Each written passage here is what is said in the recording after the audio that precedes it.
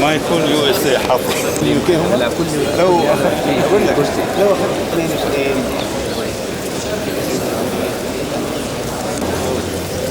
انا من المانيا.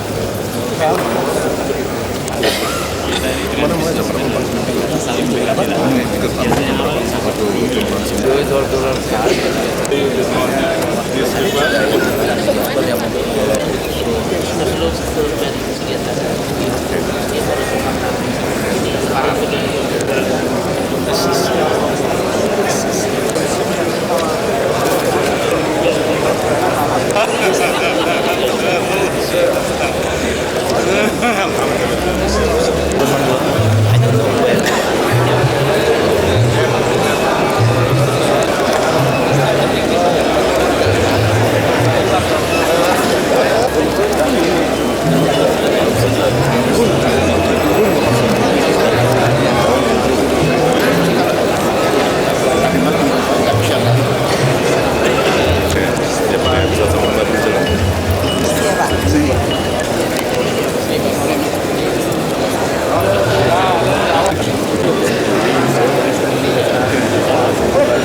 I hope so.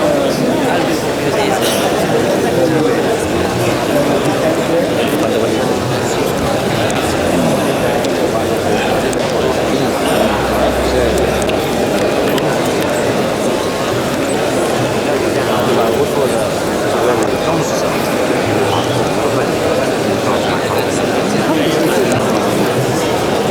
Hadirin yang kami hormati,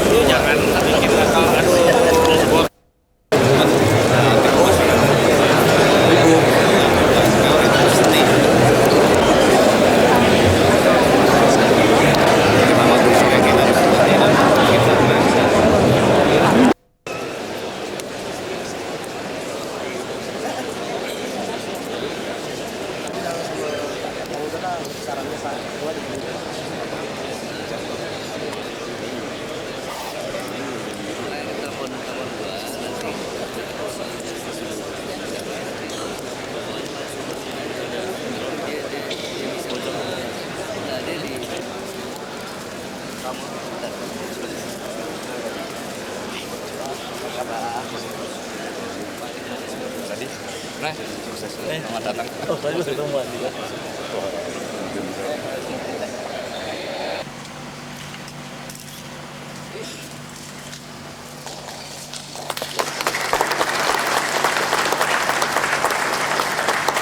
yang kami hormati Bapak Presiden Republik Indonesia Haji Muhammad Soeharto, hadirin yang kami hormati, kami mengucapkan selamat datang di Gedung Merdeka Bank Islam ke-14 dan Pertemuan Pengusaha Muslim Sedunia ketiga.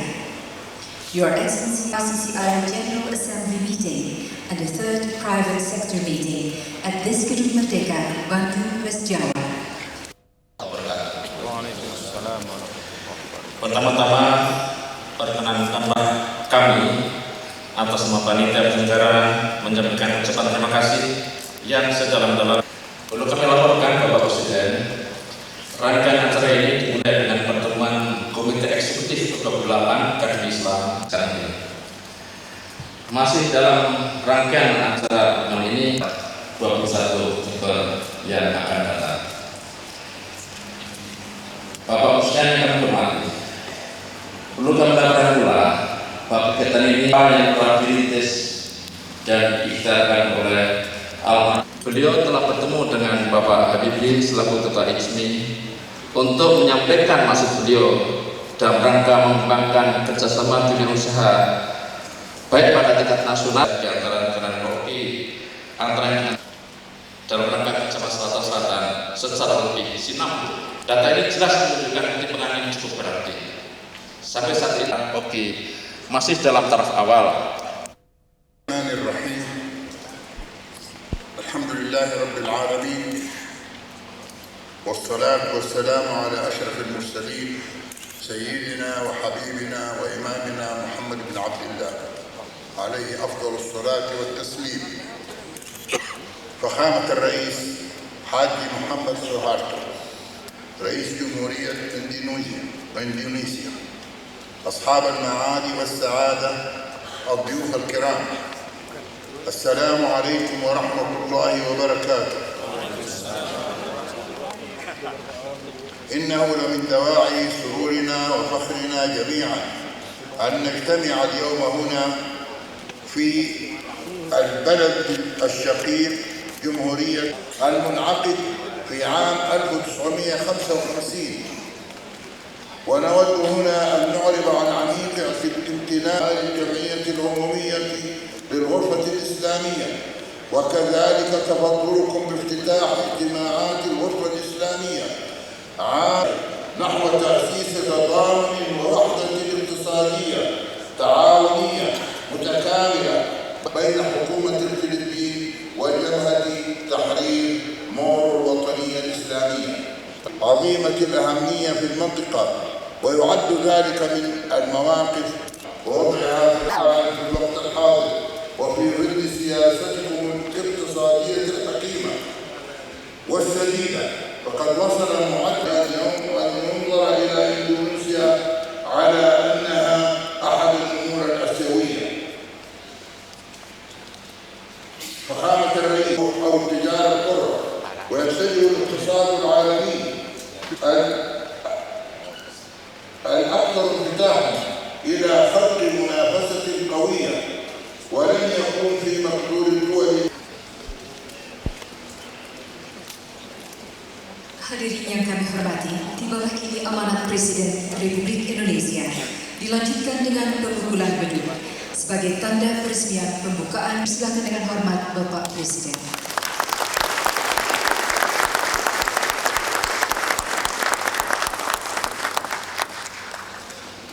Bismillahirrahmanirrahim.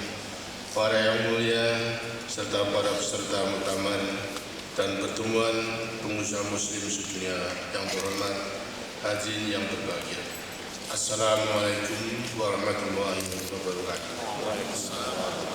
Pertama-tama perkenalkan saya menggunakan kesempatan ini untuk menyampaikan ucapan selamat datang kepada para peserta muktamar ke-14 Kadin Islam dan pertemuan ketiga pengusaha muslim sedunia, khususnya yang datang dari luar negeri. Saya juga ingin mengucapkan selamat kepada SIDES dan Kadin Indonesia, Komite Timur Tengah dan UKI yang telah mengambil prakarsa untuk menjadikan Indonesia sebagai tuan rumah penyelenggaraan kegiatan-kegiatan yang penting ini. Saya hargai bahwa kegiatan ini juga dimaksudkan untuk menyambut pertemuan tingkat Menteri Negara-Negara anggota UKI yang akan diselenggarakan di Jakarta pada bulan Desember tahun ini juga. Saya merasa berbahagia karena hari ini berkesempatan untuk bertemu muka dengan para pengusaha muslim yang datang dari berbagai penjuru dunia. Pertemuan ini diadakan di Kota Bandung, tempat diselenggarakannya Konferensi Asia Afrika lebih dari 4 dasarasa yang lalu.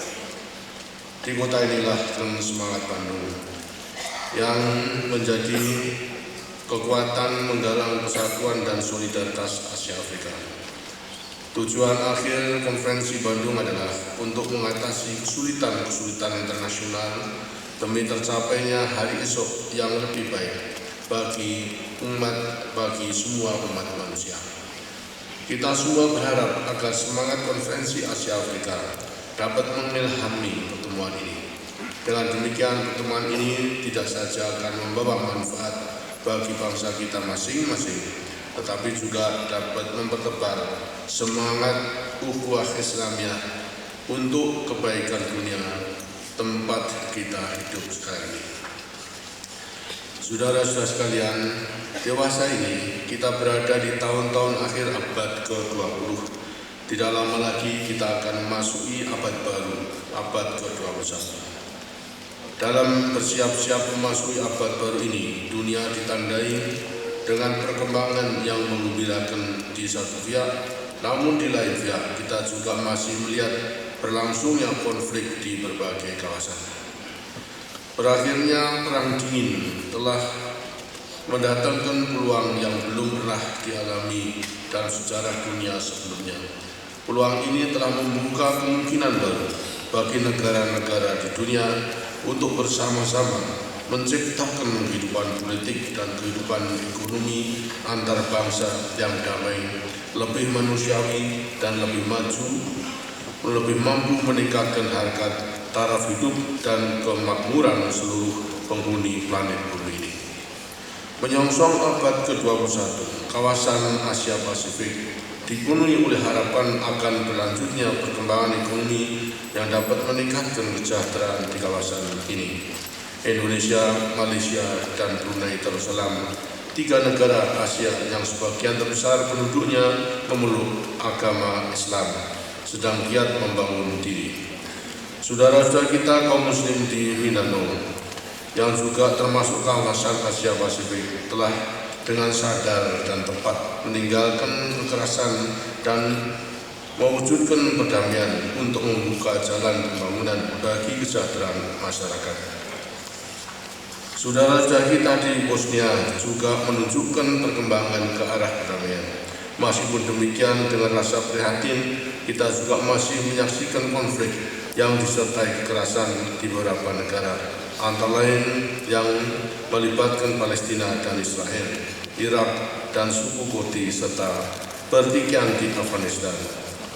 Kita semua mengharapkan agar organisasi Konferensi Islam dapat lebih besar berperan dalam mendorong pembangunan di negara-negara anggotanya serta aktif mewujudkan perdamaian dunia.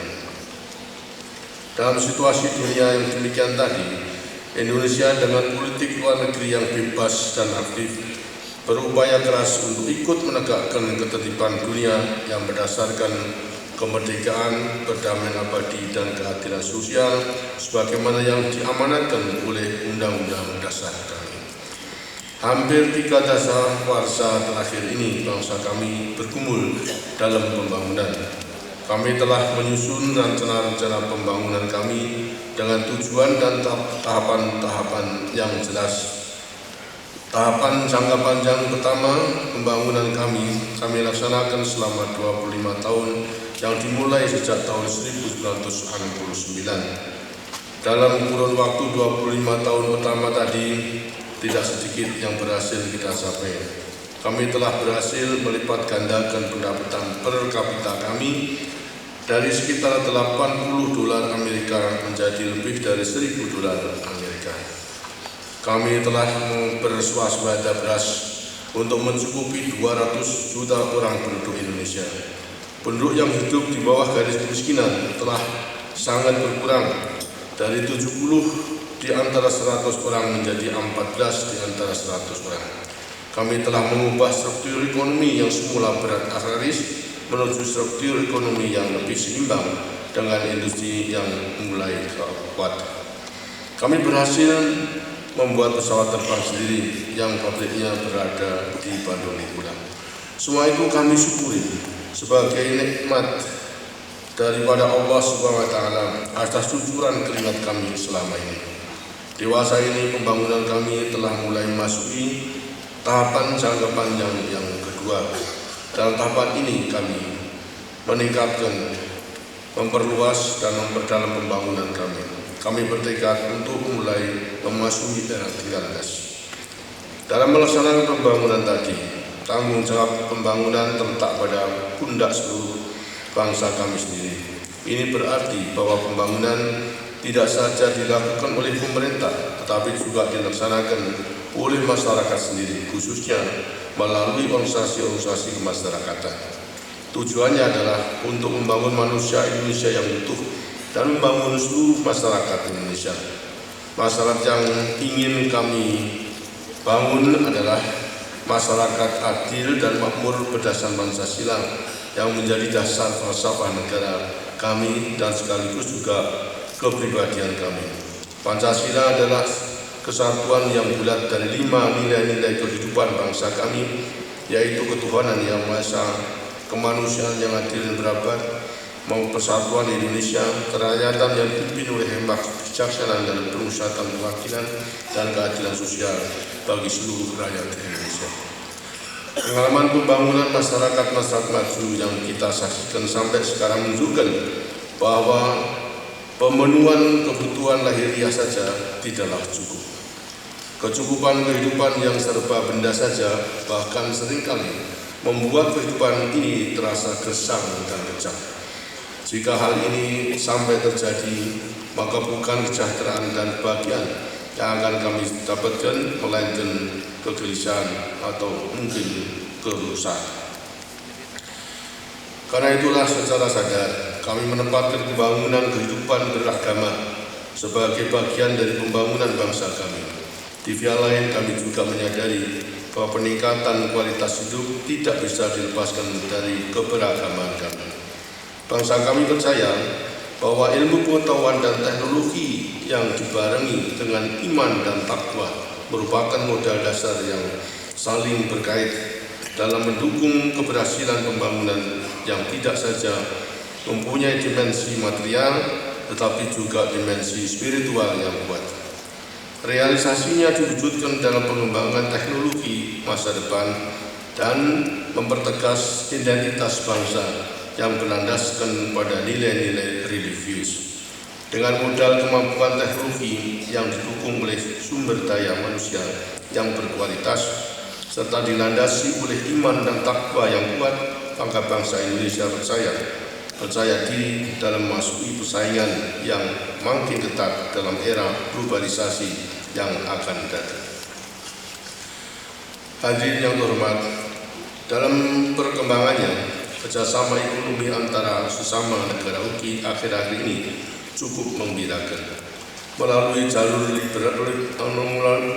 jalur bilateral, Indonesia telah merintis hubungan kerjasama ekonomi yang lebih erat dengan negara-negara anggota UKI seperti Turki, Pakistan, dan negara-negara Asia Tengah. Dalam forum multilateral, UKI telah melaksanakan pertemuan Kadin secara teratur sejak 1983. Meskipun demikian, secara keseluruhan kinerja ekonomi negara-negara anggota UKI belum menunjukkan hasil yang menggembirakan.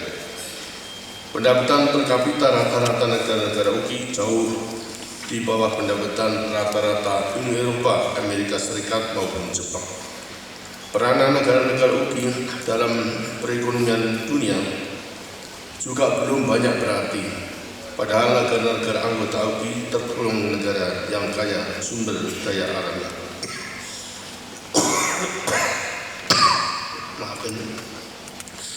Gambar tadi menunjukkan masih panjang dan beratnya jalan yang harus kita tempuh bersama. Kita harus meningkatkan pembangunan di negara-negara anggota UKI. Kita harus meningkatkan kerjasama ekonomi di antara negara anggota. Kesempatan kerjasama ekonomi itu terbuka luas dan tentunya dapat saling menguntungkan. Itulah sebabnya Muktamar Kadin negara-negara UKI ini saya sambut dengan penuh harapan. Saya berharap di Bandung ini bisa berawal langkah-langkah bersama yang nyata dari kita semua untuk meningkatkan kerjasama perdagangan dan investasi, terutama antara perusahaan swasta dari negara-negara anggota. Dengan demikian, UKI tidak saja menjadi kekuatan politik yang disegani, tetapi secara bertahap juga mempunyai organisasi kerjasama ekonomi yang dapat mendukung peningkatan kesejahteraan umat Islam di manapun berada. Mudah-mudahan pertemuan ini dapat membantu memecahkan berbagai keterbelakangan yang dialami oleh negara-negara anggota UKI khususnya dan umat manusia di dunia pada umumnya melalui kerjasama bidang ekonomi secara lebih terencana.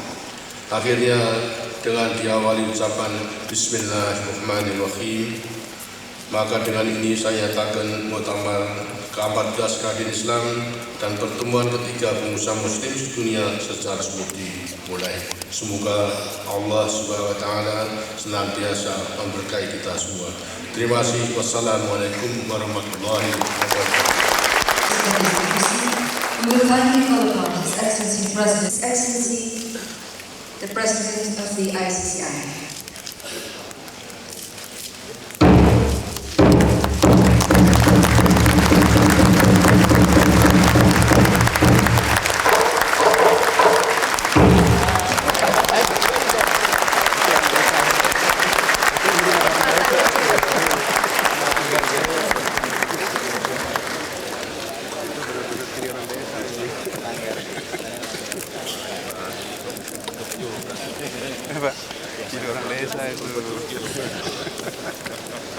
Dengar kan? His Excellency Sheikh Ismail Abu Daud, His Excellency Dr.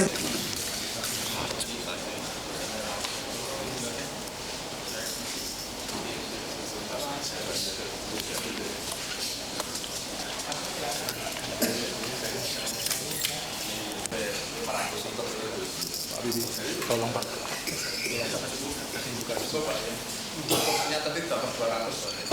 Silakan.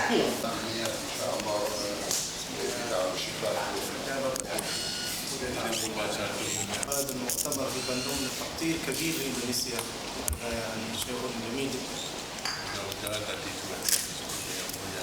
Spirit Bandung pada tahun 2025 yang telah diberi Bapak Beliau. ونقول كما تفضلتم بذكر أن روح بندون سوف يتكرر من خلال مؤتمركم هذا إن شاء الله سيتحقق. إن شاء الله هذه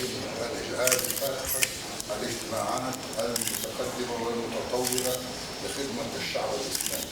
Yang kami harapkan semoga pertemuan-pertemuan yang akan